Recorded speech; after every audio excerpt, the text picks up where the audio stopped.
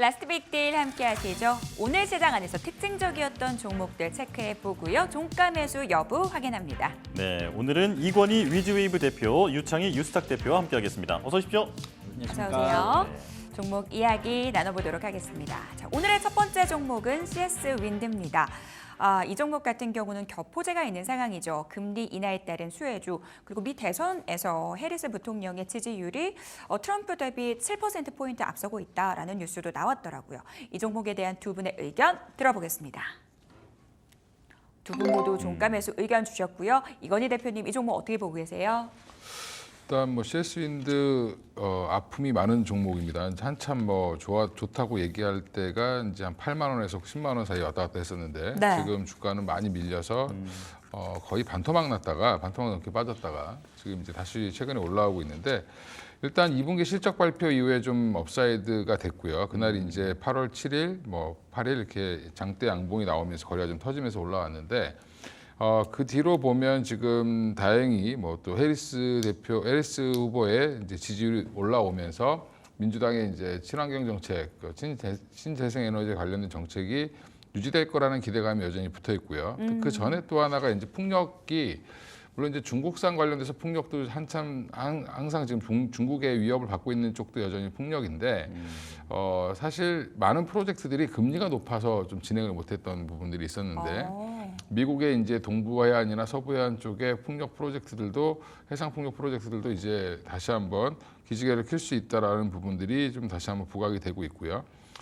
최근에 이제 숫자가 잘 나온 것도 여전히 좀 좋은 흐름을 이어가고 있고요. 이런 부분들이 전체적으로 모멘텀은 좀 살아있는데 문제는 한번 상승 이후에 좀 옆으로 횡보하고 있는 모습을 보여주고 있죠. 그럼 여기에서 이제 뭔가 모멘텀이 될 만한 것들을 좀 기다리고 있는 중이다라고 보고 있고요. 근데 이제 항상 이게 한동안 고생을 시켰던 종목들 보면 좀 확인하려는 성향이 강하죠. 그래서 주봉 보시면 전고점인 7만 원을 돌파하려면 뭔가 좀 호재다운 호재가 또 한번 나와줘야 되지 않겠나 생각을 하는데 여전히 자리는 한번 사볼 만한 자리다라고 말씀을 좀 드리겠습니다. 예. 네. 자, 모멘텀이 살아있는데 주가가 횡보하면서 좀 답답한 흐름. 하지만 이걸 깰 수 있는 재료가 나타나기를 이제 기대를 하면서 두 분 다 종가 매수 의견을 보여주셨습니다. 자, CS 윈드 들어봤고요. 자, 다음은 항공주 보겠습니다. 환율이 떨어지면서 항공주가 오늘 크게 관심을 받았는데 특히 티웨이 항공을 좀 살펴보려고 하거든요. 오늘 6%대 주가 강세를 보였습니다. 자, 이 종목에 대한 종가 매수 의견 들어보겠습니다. 자, 이번에도 두 분 다 동그라미를 들어주셨습니다. 이번엔 유창희 대표님 의견 들어볼게요.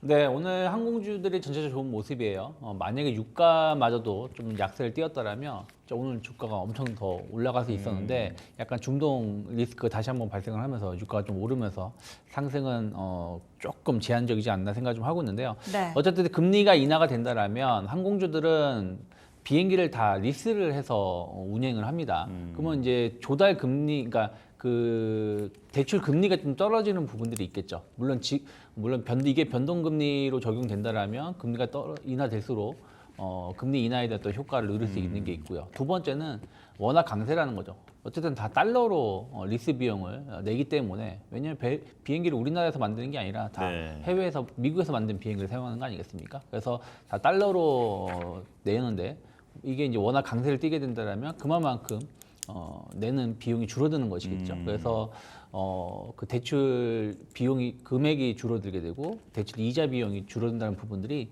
수익성을 상당히 높일 수 있습니다. 거기다가 이제 중동 리스크는 좀 길게 가지 않을 거라 생각 좀 하고 있는데 유가마저도 만약에 올해 전체적으로 저점대의 한 72달러만 2달러 이하로만 떨어지게 된다면 상당히 항공주에 대해서 수익성 하반기에 상당히 기대할 수 있고요. 특히 티웨이 항공은 어떻게 보면 대한항공, 아시아나항공의 합병의 최대 수혜주가 될 수 있죠. 아시아나항공의 노선을 계속 줄여 나갈 수밖에 없는데 그 부분을 대부분 티웨이 항공이 가지고 있다는 거죠. 그래서 장거리 노선에 대해서 계속 늘어나고 있기 때문에 과연 이제 티웨이 항공은 LCC 항공사보다는 거의 국적기 같은 역할을 해줄 수 있다는 부분들 감안한다면 주가는 상대적으로 좀 덜 반영되어 있다 생각 좀 하고 있습니다. 그래서 하반기 실적 개선에 대한 기대감들 또 장거리 노선이 계속 늘어나고 있다는 부분들 감안한다면 주가는 충분히 추가적인 상승 기대해 볼 수 있지 않을까 생각하고 있습니다. 금리 인하에 따른 수혜가 예상되는 뿐만 아니라 국제유가도 최근 하락 기조를 이어가고 있어서 이에 따른 수혜도 예상된다. 여러 가지 호재들, 항공주를 둘러싼 이야기들 들어봤습니다. 오늘 액침 냉각 관련주들도 굉장히 들썩이고 있습니다. 엔비디아가 이 관련 칩에 액침 냉각 시스템을 도입할 거다라는 뉴스가 나왔는데요. 오늘은 그 종목 중에서 KN솔 살펴보도록 하겠습니다. 이 종목에 대한 두 분의 의견 들어볼게요. 엇갈리는군요. 유창희 대표님 의견부터 좀 들어볼까요? 네, 일단은 블랙엘 관련해서 액침 냉각 시스템을 도입을 하겠다라고 하는 거 아니겠습니까? 지금 엔비디아 제품의 가장 큰 단점은 발열이 심하다는 겁니다. 그래서 오죽하면은 이제 애플 같은 경우는 한 10몇 년 전에 애플 제품을 엔비디아 제품을 썼다가 네. 이 GPU가 다 녹아내리는 바람에 그 다음부터는 엔비디아하고 아예 거래를 안 하고 있을 정도거든요. 그래서 최근에도 보면은 엔비디아 제품으로 AI를 테스트하는 게 아니라 구글의 그 GPU로 구글 테스트하고 있다는 소식이 나왔던 정도로 엔비디아 제품이 이 발열이 항상 문제인데 이 부분을 좀 해소하기 위해서 이번에 그 블랙엘 제품에서는 액침 냉각을 도입을 하겠다고 하는 거 아니겠습니까? 예. 그러면 아무래도 어찌되었든 뭐 블랙엘 뭐 그 다음 버전에도 엔비디아 제품이 계속 들어갈 수밖에 없는 부분들이고 그러면 액침 냉각 시장은 우리가 생각했었던 것보다 더 크게 성장할 수 있지 않을까 생각 좀 하고 있습니다. KN솔 같은 경우는 글로벌 1위 업체 스페인에 본사를 둔 서브머사와 그 협력을 해서 이 쿨링 시장에 진출한 있는 상황이고요. 국내에 몇 없는 액침 냉각 전문 솔루션 기업 전문 기업이라 보시면 될 것 같아요. 그래서 이 시장이 커진다라면 충분히 매출 성장에 대한 어떤 기대감들 그리고 또 예전에는 그냥 단순하게 이 발열을 잡기 위해서는 액침 냉각이 답이다라는 어떤 기대감이었다면 지금은 이제 아예 확인이 되고 있는 부분들이기 때문에 오늘 약간 윗꼬리가 나오고 있지만 충분히 한 번 정도 여기서 추가적인 상승 가능성을 열어놓고 접근해 볼 수 있는 위치가 아닐까 생각하고 있습니다. 액침 냉각 관련된 시장이 좀 커질 수밖에 없는 상황이다라고 말씀 주셨는데요. 이건희 대표님 X의 이유 좀 들어볼게요. 뭐 일단 뭐 그 방향성은 맞는데 네. 일단 그런 거죠. 저도 긍정적으로 보고 있는 섹터긴 한데 일단 이게 지금 기술 자체를 도입하고 KN솔 같은 경우 일상형을 지금 서브머에서 도입을 한 거고요. 우리나라 국내 기업 중엔 GST라는 회사가 일상형을 지금 실험을 하고 있고 이상형을 지금 또 준비 중에 있거든요. 그러니까 이제 결국엔 일상형, 이상형으로 가야 되는 과정이 필요할 걸로 보이는데. 일단 엔비디아가 이걸 이제 하겠다, 이제 R&D 인력을 채용하겠다라는 기사가 나오면서 다시 한번 좀 자극을 한 것 같고요. 일단 엔비디아도 지금 현재는 공냉식과 순냉식을 같이 쓰고 있습니다. 이제 액체 냉각과 액침 냉각은 좀 구별하실 필요가 있을 것 같은데 액침이라는 건 이멀전이라고 해서 아예 그냥 그 액체 물질입니다. 이게 물이 아니고 네. 특수 용액에다가 담그는 건데 그러려면 이제 칩 설계부터 시작해서 좀 이게 변경이 필요하거든요. 그러니까 그런 부분들을 이제 하겠다라는 거를 의사 표현을 했으니까. 관심은 있을 텐데 오늘 급등한 이후에 사실은 이게 뭐 우리 국내 기업이 바로 수혜를 받을 수 있을지 여부는 좀 지켜봐야 될 것 같아서 약간 테마군으로 좀 보시면 될 것 같고 당분간은 그래서 조정이 좀 나오면 뭐 지금 오늘 급등해서 한 20% 이상 KN솔 올라와 있는데 여전히 조금 자리는 한번 눌릴 수 있기 때문에 좀 밀려도 한번 살 기회는 주지 않겠나 종가에 매수하기는 좀 부담스럽지 않나 이렇게 말씀드리는 겁니다. 네, 자, 이 섹터에 대해서는 긍정적인 의견을 두 분 다 가지고 계시지만, 자, 이건희 대표님께서는 이게 직접적으로 국내 기업이 수혜를 받을 수 있는 자리냐, 이 부분은 좀 확인이 필요하다라고 말씀을 해주셨습니다. 자, 그렇다면 이번엔 GI 이노베이션을 알아볼 텐데요. 자, 오늘 바이오주 정말 강했습니다. 최근에 계속해서 주도주의 역할을 해주고 있는데 GI 이노베이션 이 종목에 대한 의견 들어보겠습니다. 여기서 또 엇갈렸습니다. 네. 자, 이번엔 유창희 대표님부터 들어볼까요?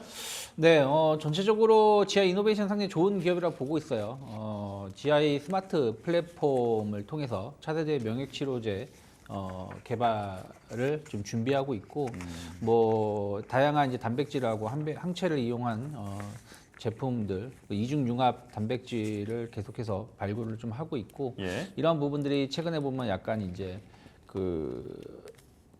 비만 치료제 쪽으로 해가지고도 계속 좀 이슈가 좀 있다 생각 좀 하고 있습니다. 다만 이제 오늘 나온 뉴스라든지 최근에 보면은 바이오주가 좋은데 좀 이슈가 있을 수 있는 기업들, 그러니까 뭐 9월달 뭐 알테오젠이라든지 혹은 그 생물보안법 이쪽에 있는 기업들은 계속해서 좋은 모습을 보여주고 있는데 네. 나머지 기업들은 약간 머뭇거리고 있는 부분이 좀 있다 생각 좀 하고 있습니다. 그래서 지금 바이오주들이 특정 종목에만 집중 편향돼서 움직이는 부분들이 있거든요. 그러니까 뭐 유한양행 같은 경우 이미 좋은 이슈가 나오면서 뒤늦게 반영하고 있는 부분들. 그래서 지금은 좀 앞으로 좀 이슈가 있는 쪽에 집중하는 게 맞지 않나 싶고요. 단기적으로 좀 매물 부담감이 좀 있다 생각 좀 하고 있습니다. 지금 12,000원, 13,000원대에서 원래는 그러니까 최근 한 2년 정도 주가 흐름을 본다라면 12,000원, 13,000원을 돌파를 못하고 계속 그 자리에서 약간 조정을 받는 부분들이 좀 있기 때문에 여기서 V자로 바로 돌파하기보다는 조금 횡보를 하고 움직임이 나오는 게 조금 더 좋지 않을까 생각을 하고 있기 때문에 예. 종가 베팅보다는 한 주 중반 이후 흐름을 좀 보면서 접근하는 게 맞지 않나 판단하고 있습니다. 그러면은 이슈가 있는 종목을 중심으로 바이오주 내에서 선별 투자해보자라고 말씀 주셨는데 네. 구체적으로 종목을 말씀해 주신다면 어떤 거 보고 계세요? 예를 들어서 유한양행은 일단 신고가기 때문에 네. 조금 더 보실 수 있고요. 알테오젠 같은 경우도 사실은 오늘 조금 도집니다. 사실은 지금 30만 원대에서 계속 지금 한 2달 이상 횡보하고 있기 때문에 그럼 어느 정도 저점은 좀 확인된 것이 아닌가 생각 좀 하고 있어요. 그래서 충분히 좀 모아갈 수 있다 생각 좀 하고 있고요. 바이넥스 같은 경우도 계속해서 지금 신고가 행진으로 좀 완만하게 올라가고 있거든요. 그럼 이런 종목군들도 어쨌든 9월달 생물보안법에 대한 어떤 기대감들이 있기 때문에 조금은 트레이딩 관점에서 혹은 혹은 뭐 중기적인 관점에서도 모아갈 수 있지 않을까 생각하고 있습니다. 네, 바이오주도 다 가는 게 아니라 이슈가 있는 녀석들만 가고 있다. 그리고 GI 이노베이션은 매물 부담감도 있기 때문에 유창희 대표님께서는 X를 들어주셨고요. 자, 이건희 대표님께서는 종가 매수 의견을 들어주셨죠. 네, 일단 지아이노베이션 오늘 많이 올라서 뭐 내일 조정 나올 수도 있는데 121선 오늘 좀 터치하면서 끝날 것 같은데 네. 일단 지금 제가 좋게 본 이유는 조정이 나오더라도 한 번 더 치고 나갈 가능성이 있다고 보고 있는데 그 이유가 이제 유한양행과 같이 지금 하고 있는 알레르기 치료제 같은 경우가 지금 부각될 수 있고요. 지금 유한양행 오픈 이노베이션 방식에 대해서 시장에서 굉장히 관심이 많아서 유한양행이 어디랑 뭘 하고 있지 계속 찾고 있거든요. 지금 보면 ABL 바이오라든지 그다음에 뭐 인벤티지 랩이라든지 지아 이노베이션 같이 지금 하고 있는 회사들이고요. 지금 또 하나가 이제 지아 이노베이션이 오늘 나왔던 기사 중에 보면 면역 항암제 관련돼서 키트루다 병용 관련된 지금 얘기가 좀 나오고 있는데 여전히 키트루다 하면은 지금 알테오젠 생각하실 텐데 네. 같이 이것도 면역 항암제 쪽에서 병용으로 지금 한다라는 거는 뭐 세계에서 가장 좋은 제일 잘 팔리는 면역 항암제와 같이 뭔가를 한다는 거는 또 한 번 이슈가 될 수 있다고 보고 있습니다. 그래서 여전히 지아 이노베이션에 대해서 저도 뭐 시총이 작은 이제 바이오 종목들 그렇게 별로 안 좋아하는데 네. 그래도 그동안 이제 꾸준히 봐왔던 결과 보면 예전에 ABL 바이오를 좀 보는 것 같은 느낌입니다. 그래서 주가는 좀 무겁긴 하지만 그래도 어느 정도 바닥권은 항상 잘 자리 잡는 회사 중에 하나고요. 그럼 한 번 이벤트라든지 지금 거래량 실린 걸 오늘 거래량을 보면 네. 뭐 내일 정도에는 결판이 나지 않을까 조금 더 추가 상승이 나올지 여부를 좀 지켜보실 필요가 있다. 그리고 중장기적으로도 회사는 건실한 회사니까 뭐 눌리면 또 더 기회가 된다라고 보고 있고요. 그래서 12,600원, 12,500원 이렇게 치고 나가면 뭐 물론 이제 13,000원대 매물벽을 뚫어야 되는 그런 숙제는 남아 있지만 충분히 한번 뭐 기대를 해봐도 괜찮은 종목이다라고 보고 있습니다. 키트루다 관련 재료들 짚어주셨고요. 13,000원대 매물벽을 뚫는다면 중장기적으로 추가적인 상승 충분히 가능할 수 있다라고 말씀 주셨습니다. 자, 오늘장 네이버가 모처럼 강세 흐름을 보이고 있습니다. 금리 인하에 따른 성장주에 대한 관심 그리고 이 낙폭 과대 측면에서 소외주로 분류가 되면서 저가 매수세도 일부 유입되고 있는데요. 네이버에 대한 두 분의 의견 들어보겠습니다. 이번에도 엇갈렸네요. 이건희 대표님 의견부터 좀 들어볼까요? 일단 이제 모든 분들이 좀 망설이는 종목 중에 하나가 네이버죠. 물론 예. 이 추세 전환이 지금 되진 않았습니다. 지난주부터 좀 조명을 받기 시작하고 올라오고 있는데 올라올 때 이제 목요일 날 발표됐던 내용을 보면 이제 네. 뭐 멀티모달 관련된 AI를 이제 본격적으로 하겠다, 도입하겠다라는 얘기가 좀 나왔는데 사실 그걸로 네이버가 돈을 벌긴 지금 어렵거든요. 어려운데 그 기존에 이제 뭐 테무라든지 뭐 여러 이제 유통 채널들이 다양화되면서 네이버 쇼핑이 약화되는 거 아니냐라고 했던 부분들.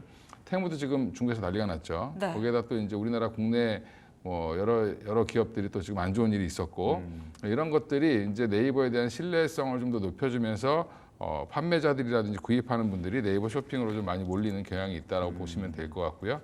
네이버가 재밌는 건 실적이 빠진 적이 없습니다. 실적이 살짝 정체된 적은 있어도 여전히 실적 굉장히 우상향하고 있고 올해는 작년보다 더 훨씬 더 좋을 걸로 30% 가까이 좋을 걸로 보고 있는데 주가는 거꾸로 움직인다는 것 자체가 금리가 빠지는 상황에서 그럼 떨어졌던 이유가 뭐 금리라든지 그 외에 이제 여러 성장의 부재 뭐 이런 것들 때문에 빠졌다라고 보면 다시 한번 실적이 회복되고 성장성에 대한 좀 뷰가 나온다라고 하면 충분히 한번 돌릴 자리는 되지 않았나. 지금 코로나 때 거의 46만 원까지 갔던 종목인데 예.